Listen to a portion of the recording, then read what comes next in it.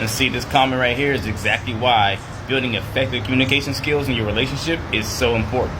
And more importantly, building the effective listening part of your communication skills. See, most people focus on how well they say something or how well they can talk through a conversation and think of themselves as having really good communication skills.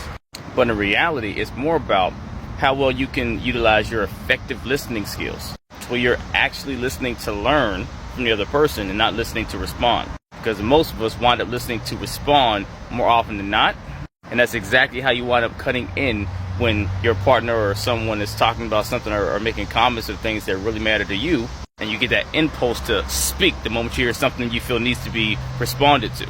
But if your goal changes to actually wanting to listen to the other person to understand them, then even though they might say something that triggers you to want to respond, you're so curious about what you're trying to learn from them that you pause and you continue to listen. Because the inability to give someone the floor long enough to get their whole point out, and I understand some people can be long-winded, but if they don't get to feel like they got to express themselves fully, one, you're not going to get all the information you need from them to understand them completely before responding, and two, they're not going to genuinely feel heard, which means they're not going to want to hear you as often either.